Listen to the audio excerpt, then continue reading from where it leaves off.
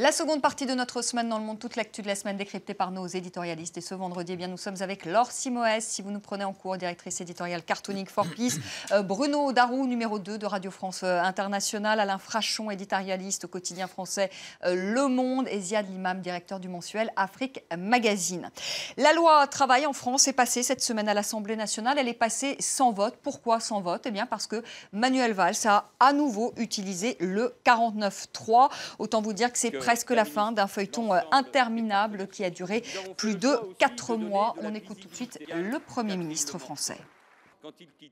En application de l'article 49, alinéa 3 de la Constitution, j'ai donc décidé, après la délibération du Conseil des ministres du 10 mai, d'engager la responsabilité du gouvernement sur le vote en nouvelle lecture du projet de loi relatif au travail, à la modernisation du dialogue social et à la sécurisation des parcours professionnels.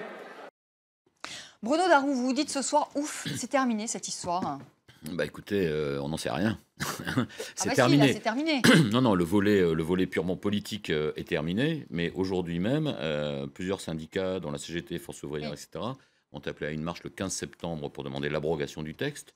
Ils espèrent qu'il va se répéter le scénario de 2006 contre Dominique de Villepin pour le retrait du CPE, qui avait été adopté à l'Assemblée et au Sénat. Donc ça, c'est leur espoir. Le chapitre purement politique est terminé, avec un résultat. Bon, on savait que le 49.3 serait à nouveau utilisé. Les frondeurs ont failli à nouveau être les 58 nécessaires pour adopter une motion de censure. Ça n'a pas marché. Et puis il y a les menaces sur les investitures. Donc évidemment, on grogne, mais on se calme. Donc voilà, c'est passé, mais ça passe vraiment au forceps, même si la mobilisation, effectivement, alors voilà, c'est la question à laquelle on n'a pas encore de réponse. Est-ce que la mobilisation s'essouffle parce que c'est le début des vacances d'été? Est-ce que ça va reprendre en septembre? En fait, c'est la vraie question aujourd'hui. Alain Frachon, c'est comme pour la déchéance de la nationalité, c'est tout ça pour ça? Un petit peu, oui. C'est d'une certaine manière, c'est une opération politique menée en dépit du bon sens. Mais au fond, il y a une vraie signification politique dans cette histoire, y compris dans l'utilisation du 49.3. C'est la rançon, d'une certaine manière, d'un président qui est élu sur un programme social-démocrate, disons centre-gauche, et qui, à un moment, au dernier moment, à la dernière année de son mandat, se rend compte que s'il veut lutter efficacement contre le chômage, il faut que... Le sondage, contre le chômage, oui, surtout que je pense, j'ai un grand doute sur le sondage qui est sans arrêt brandi par les syndicats dans cette histoire, se dit qu'il faut aligner le droit du travail français sur la moyenne européenne. Mais ça faisait pas partie de son programme. Ça, c'est une mesure sociale libérale. Et comme dans ce pays, c'est considéré comme une honte si jamais il y a, et parce qu'on a peur de l'extrême droite, si jamais il y a une coalition ad hoc sur un texte législatif, une coalition entre le centre droit et le centre gauche, ce qu'on appellerait, mais le terme est presque honteux en France, alors qu'il ne l'est nulle part ailleurs, une majorité ad hoc UMPS sur un texte, eh bien la droite ne le votera pas, et effectivement, à ce moment-là, il n'y a pas de majorité dans son propre camp, donc il passe par le 49.3. C'est la rançon d'une élection menée sur une grosse ambiguïté idéologique. Vous êtes d'accord avec ça, Ziad Limam? C'était la rançon. C'est beau, non? J'ai plus rien à dire. Il y a une grosse ambiguïté idéologique, c'est magnifique. Il faut qu'il revienne l'année prochaine. Il va revenir l'année prochaine. Bon, non. Vous aussi, vous allez revenir d'ailleurs. Non, moi non plus, parce que ne faut pas changer nos habitudes. On peut avancer. Oui. Non, en fait, il y a des élections aussi. C'est important. Donc tout ce débat va se noyer dans un capharnaüm électoral, droite-gauche, avec une France qui ne supporte pas les futurs candidats en se disant « mon Dieu, on va se retrouver avec les mêmes », et que ça. Donc tout ça, c'est une très mauvaise séquence qui va durer. Encore une mauvaise séquence, j'ai envie de dire. Non, ça va durer. Terrible, et l'alternative et l'alternance ne peuvent pas rassurer les gens qui font aujourd'hui la guerre à ce gouvernement, parce que ça sera forcément plus libéral encore, d'autant plus que ce gouvernement a laissé probablement un certain nombre d'ardoises financières, puisqu'il faut bien faire une élection, donc on va claquer 30 ou 40 milliards d'ici là pour que tout le monde se calme. Donc je trouve que ça va être un peu triste, c'est pas au niveau de la France. Je pensais un peu à tout le débat qu'on a eu aussi sur le Brexit et tout ça. Je trouve que cette Europe où chacun fait son truc de son côté pour sauver sa petite peau, où tout le monde est un petit peu enfermé comme ça, et dans des petits exercices d'appareil, alors qu'il y a quand même un certain nombre d'enjeux, j'allais dire, géoplanétaires, stratégiques, qui nous entourent et qui devraient nous inciter à avoir un peu plus de distance. Voilà. Oui, je suis assez d'accord sur le... C'était comme du Frachon, non? C'était pas mal aussi, non? On fait comme ça. Non, c'était Mais aussi bien. non, ce qui est Vous êtes bien intéressant... avec vos brins de lavande, je sais pas pourquoi. Ouais, je sais pas, c'est c'est comme ça. vous me direz ça tout à l'heure. Non, mais c'est des bleuets, mais on n'a pas trouvé. Ça traduit quand même le grand état de doute idéologique, voilà, et voir la guerre des deux gauches en France. On voit ce qui se passe en Grande-Bretagne après le Brexit contre Corbyn. La partie sociale-libérale du Labour aimerait bien le dégager, mais les militants, ils savent que s'il faut un vote, les militants vont voter pour lui. Donc on a voilà, ces deux gauches qui n'arrivent pas à s'unir en France, en Angleterre, mais en même temps, ça ne va pas jusqu'à la rupture. Parce que le Labour est confronté aux élections. Il y a les Ce que j'ai élections. trouvé intéressant, c'est que cette semaine, j'ai écouté le président à la cérémonie pour Michel Rocard aux Invalides. Oui, tout à fait. Aux Invalides. Et il a dit qu'il ne faut pas jouer contre son propre, Voilà. contre son Il propre fait un camp. discours magnifique, il fait un discours très émouvant, un très beau discours, et il fait vraiment un discours de réformateur de centre-gauche en se référant constamment à Michel Rocard. Mais il n'a pas été élu exactement sur cette sensibilité. Et il le paye. Et alors, ce qui est intéressant aussi, ça a été rappelé, c'est que le 49.3 dont on parle tant a été énormément utilisé par Michel Rocard. 28 fois, quand il a été était utilisé Premier par ministre. Michel Rocard. Et à l'époque, ça faisait un peu débat, mais... Pour la même raison. Pour la même raison, d'ailleurs. Si mes souvenirs sont bons, il n'avait pas de majorité absolue. Il n'avait pas de majorité. Il avait une majorité relative. Ouais. Voilà. Donc lui au moins Un avait dessin, peut-être alors une excuse, mais...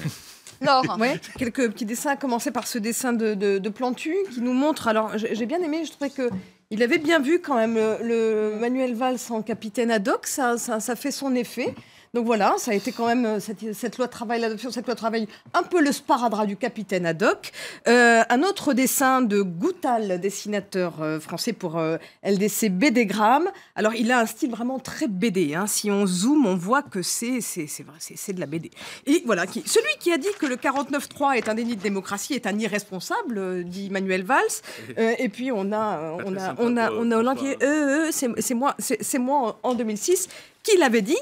Cet autre dessin, alors voilà, de l'Est pour l'Est républicain, un petit portrait de famille sympathique avec un Manuel Valls très convaincu, à l'allure très, très sportive, face voilà, à un portrait de famille, ce Hollande avec complètement avachi, avec une Myriam El Khomri en bébé, enfin bon, bref, fier de lui avec le 49.3. Puis alors j'aime bien montrer aussi le regard des étrangers. On a ce dessinateur américain Ed Hall.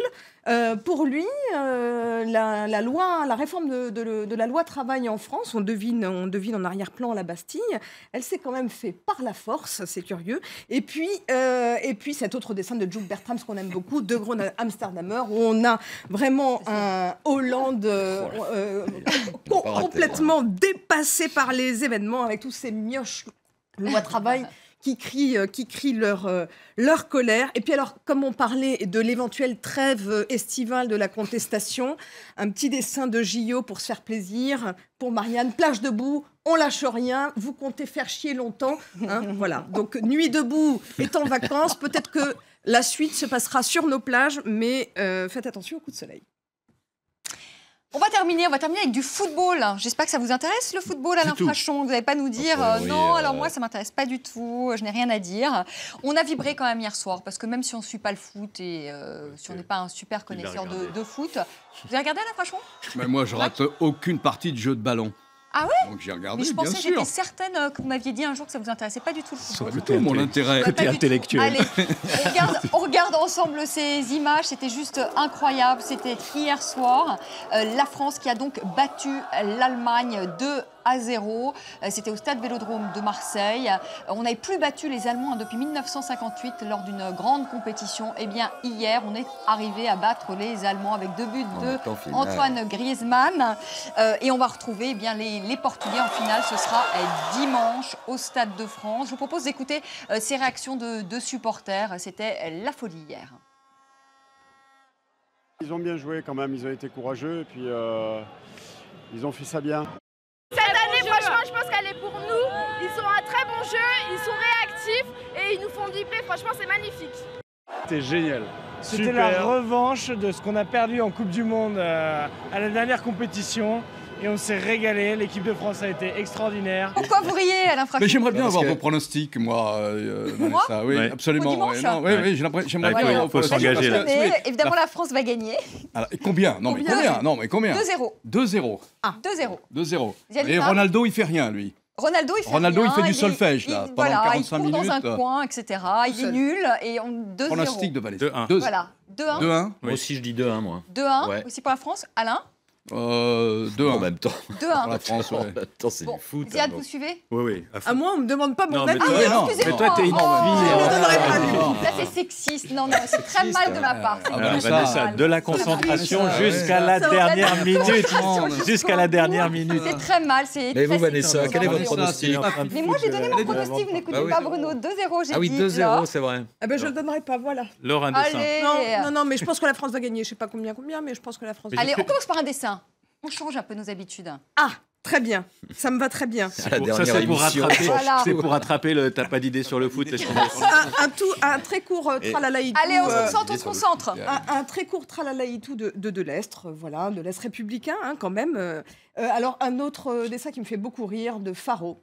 Les Bleus vengent la France de 82. Vous vous souvenez de ce match qui avait eu lieu à Séville entre la France et Souvenir l'Allemagne. d'enfance gravé comme un friche.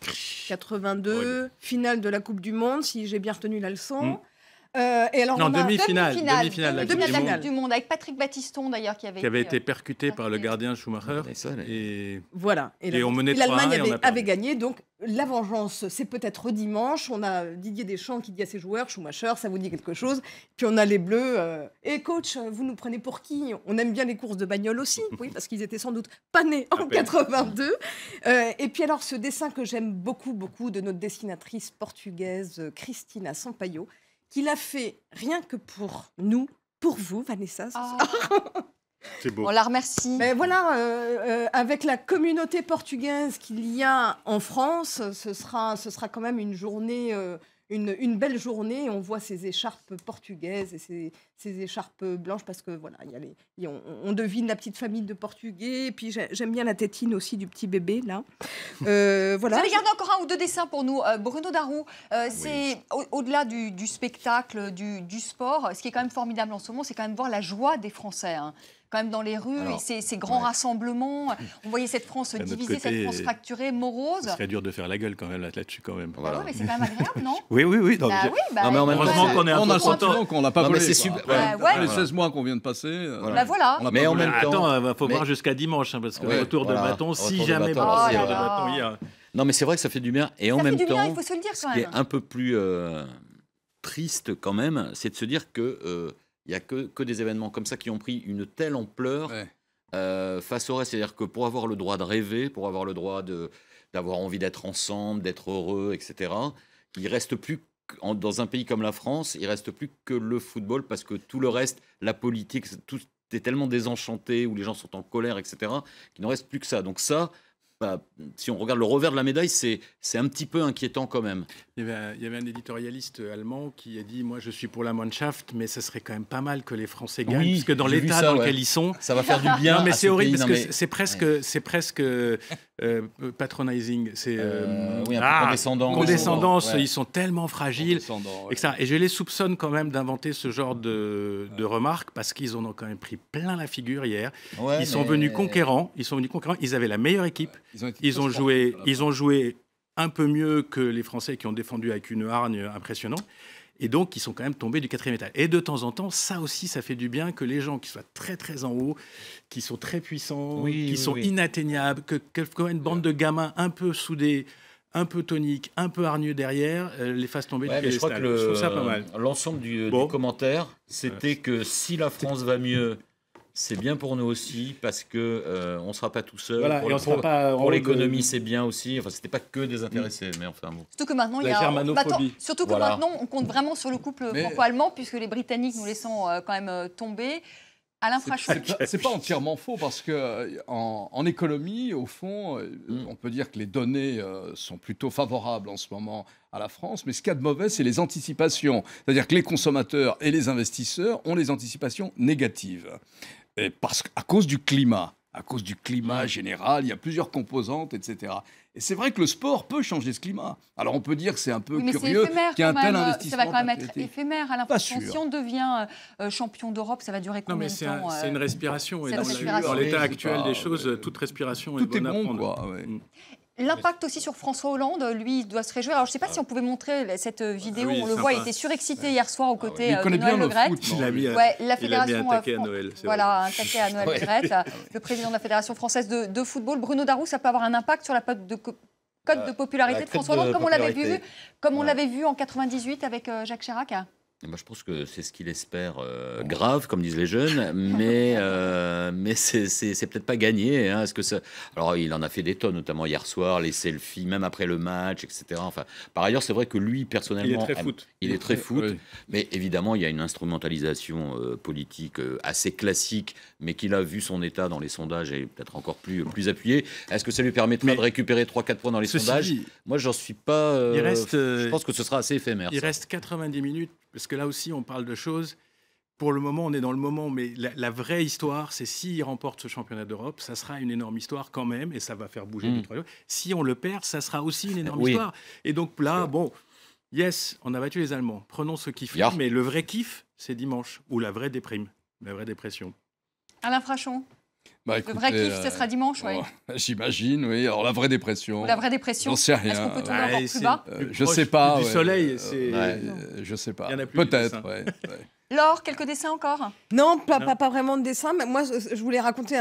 Je me suis régalée, moi, hier soir, en regardant le match, mais j'ai pris le taxi avec un chauffeur qui m'a complètement démonté mon enthousiasme en disant que le penalty était pas mérité. Il a mis la main. Que le deuxième but était aussi que Giroud, c'était.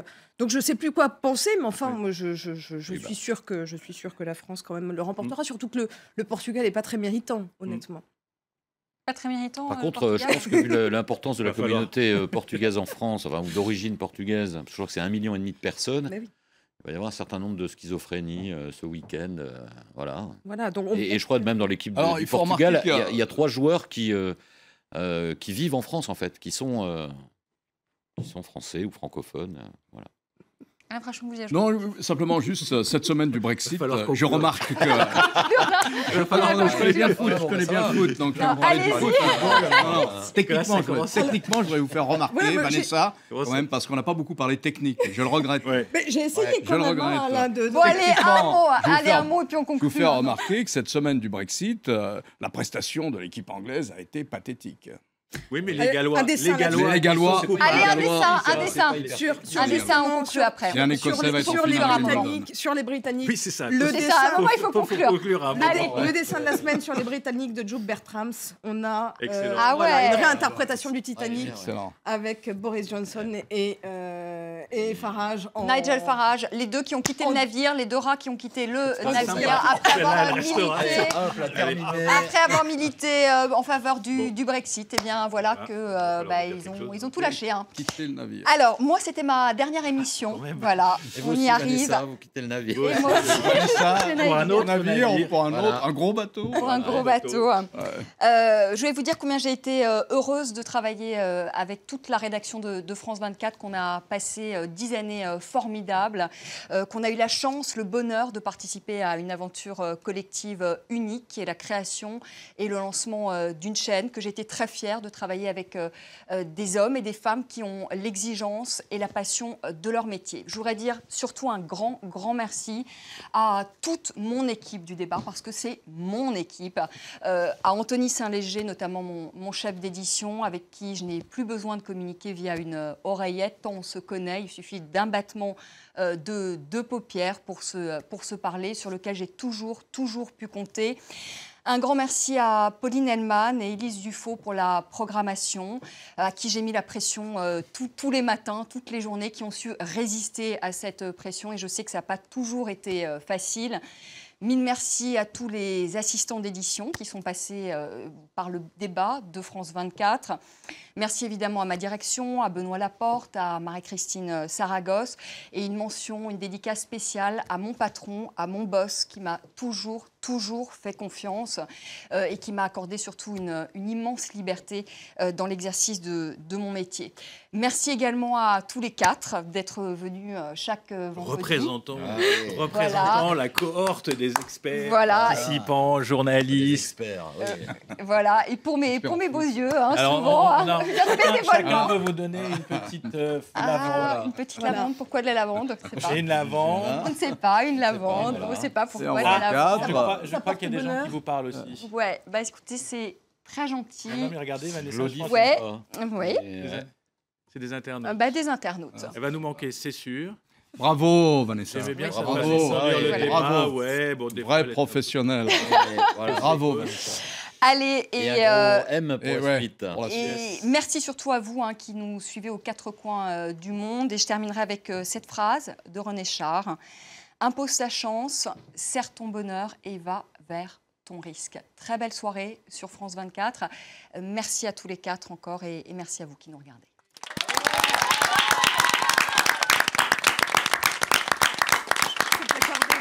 Dans le métro, cette belle phrase.